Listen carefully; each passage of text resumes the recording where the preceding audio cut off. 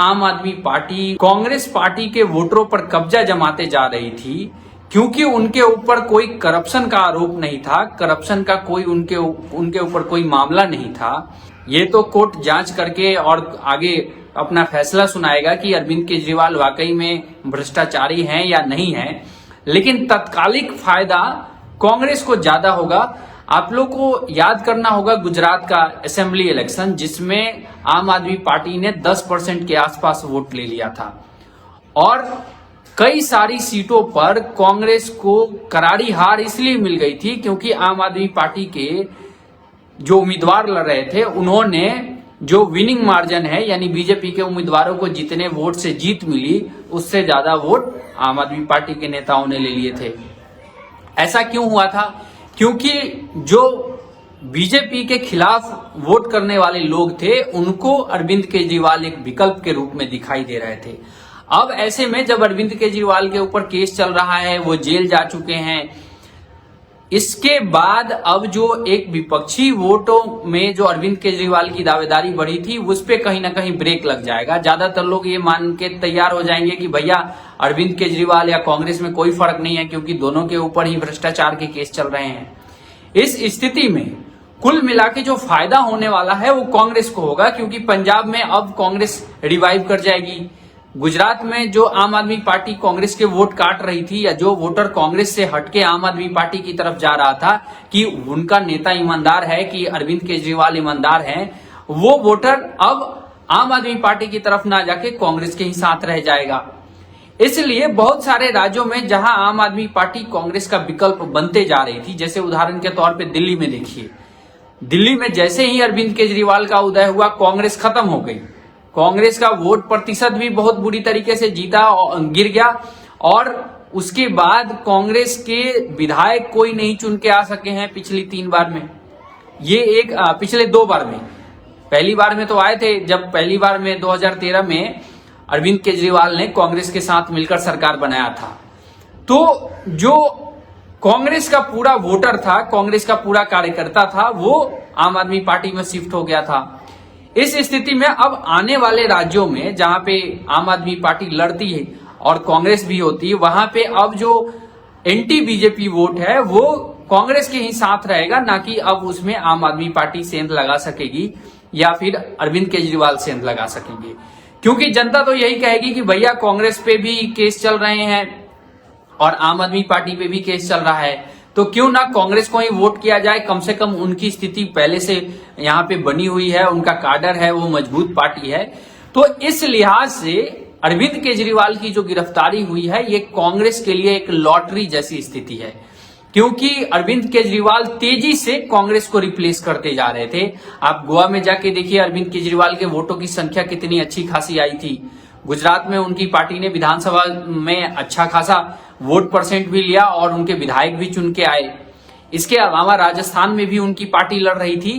तो अल्पसंख्यक वोटर जो थे और भी जो अन्य समुदाय थे और युवा खास करके, जिनको ऐसा लगता था कि कांग्रेस ने भ्रष्टाचार किया है और बीजेपी को वो वोट नहीं कर सकते क्योंकि बीजेपी उनकी विचारधारा से मेल नहीं खा रही है, तो वो आम आदमी पार्टी को वोट कर देते थे।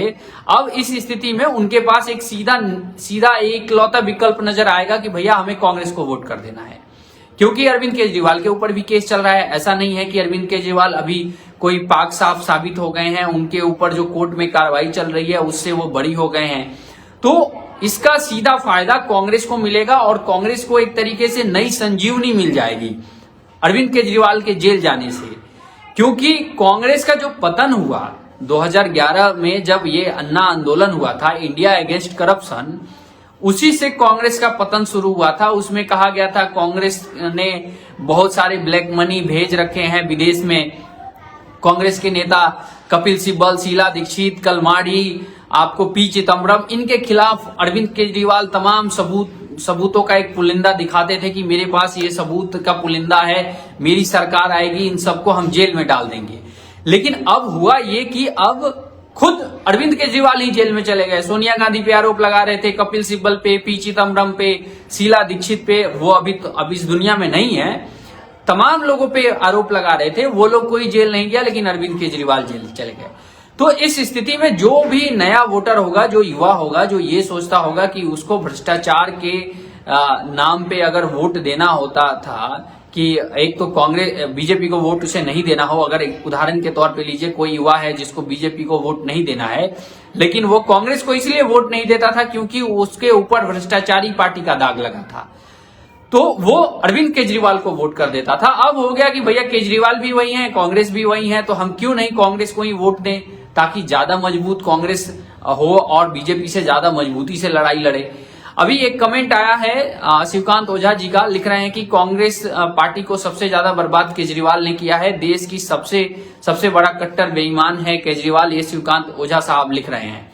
तो ये बात समझिए, कांग्रेस को पूरी तरीके से दिल्ली में खत्म कर दिया केजरीवाल ने, कांग्रेस को पूरी तरीके से पंजाब में खत्म कर दिया केजरीवाल ने।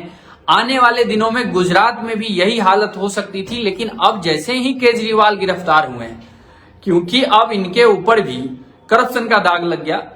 अरे अब केस चल रहा है तो करप्शन में, अब देखिए केस का क्या होता है, ये 10 साल चलते हैं केस, 10 साल में डिसाइड होगा कि केजरीवाल ने घोटाला किया था या नहीं किया था, या उनकी पार्टी में नहीं किया, पार्टी ने किया था या नहीं किया था, लेकिन तब तक लोग ये मान चुके होते हैं बहुत सारे कि हाँ भाई कुछ ना कुछ तो गड़बड़ किया होगा, तभी इसके ऊपर पुलिस कार्रवाई कर रही है। इसको हम लोग, अब देखिए लोग कहते हैं कि भैया हम नकार देते हैं, नहीं ऐसा नहीं हुआ होगा।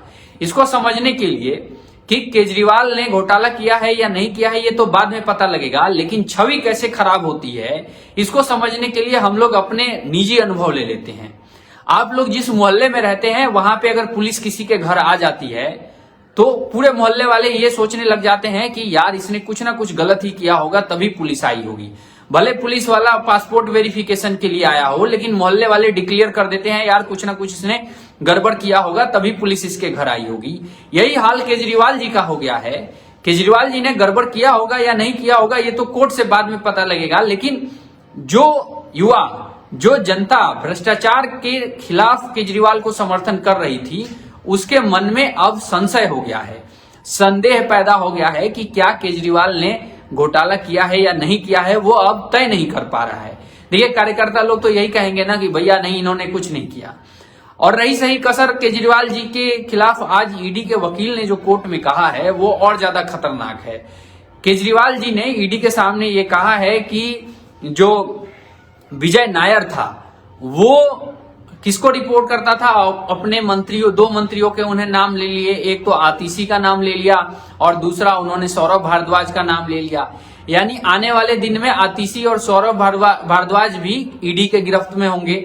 ईडी उन्हें जरूर बुलाएगी पूछताछ करने के लिए, उनसे जरूर ये सवाल पूछा जाएगा कि विजय नायर ने आपको कैसे पैसे दिए, नहीं दिए, क्योंकि केजरीवाल जी का बयान है। यही केजरीवाल जी कह रहे थे कि कल को अगर मेरा एक कोई नेता कह दे कि अमित शाह ने 500 करोड़ रुपए मेरे से लिए हैं तो क्या उनको उठाकर जेल में डाल दिया जाएगा। जबकि अब यही केजरीवाल जी आतिशी और सौरभ भारद्वाज का नाम ले लिए हैं पूछताछ के दौरान, तो अब आतिशी और सौरभ भारद्वाज को ईडी जरूर बुलाएगी, आज नहीं तो कल बुलाएगी, जरूर बुलाएगी, नहीं का सवाल ही नहीं है।